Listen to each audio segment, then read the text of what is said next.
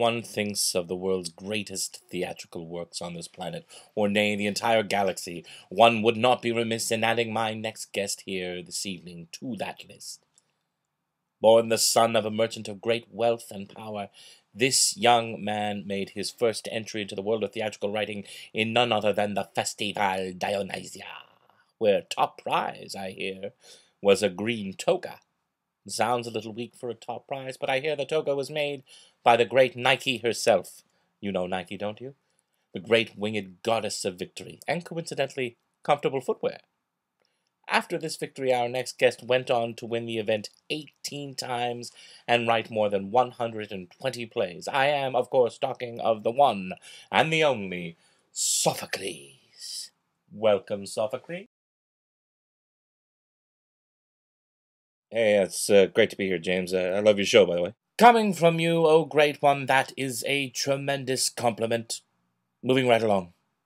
The question everyone here in the audience, and certainly in the galaxy, wants to know is, Mother's Day, is that, like, weird in your house? No, James, no, it's not.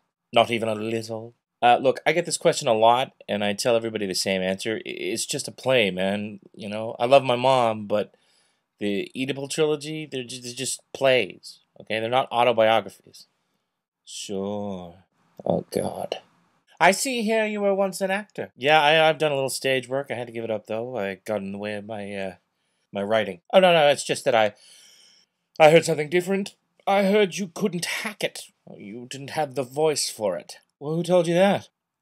Okay, fine. No, I couldn't hack it. I didn't have the voice for it, but I have a short neck, all right? All of us in the family have short necks. We're short-necked people, you know? What are we going to do? Not act, I guess. So, enough of your past. Tell us about your work. Antigone.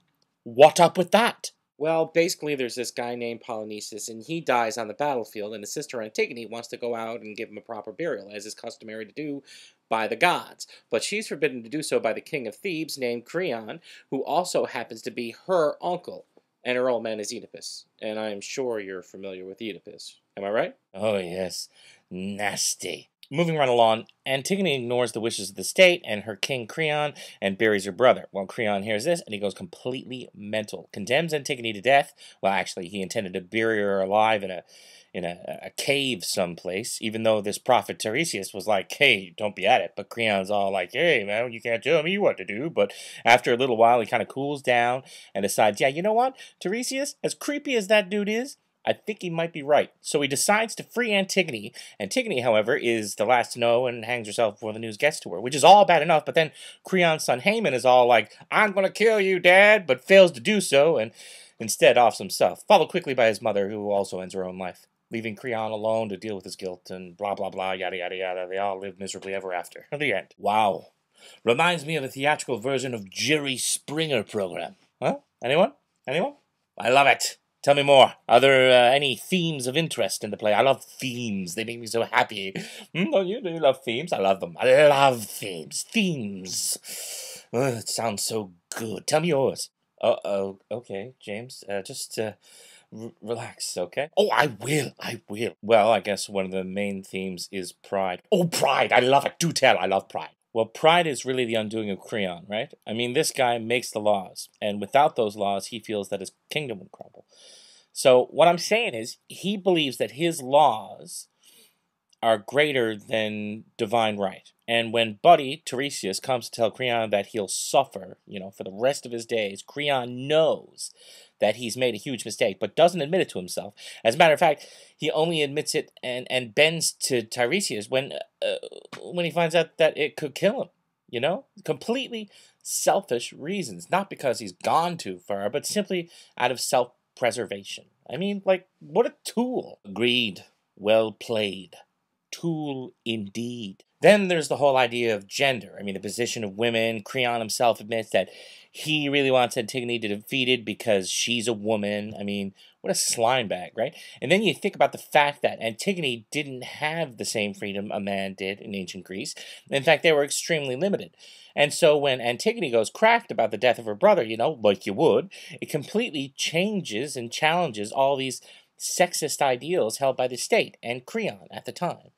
And then Ismene is, doesn't make things any better. I mean, she's Antigone's foil because she's all like, whatever, it is what it is, we should just do what they say. And Antigone's all like, no, bye, not happening.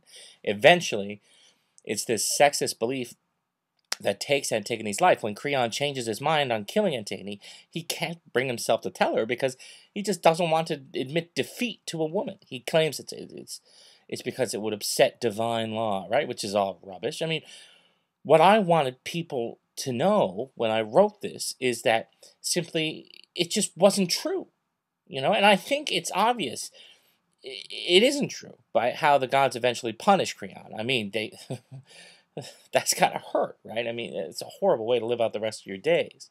It may be the greatest theatrical butt-whooping ever. Yeah, and I mean, there's lots of other stuff we could discuss, too, right? I mean, the idea of the individual versus the state, inaction versus action, like in Hamlet. Never heard of them. Right. Unfortunately, that is all the time we have this week on Inside the Greek Artist's Studio. Join us next week when we welcome Plato, a man with far too much time on his hands. Thank you, and God bless. Spring starts when our heart beats pounding, when the birds can be heard above the reckoning, cards do some final accounting. So, tell me, Sophocles, have you seen the new Twilight? It's amazing. Shoot me now.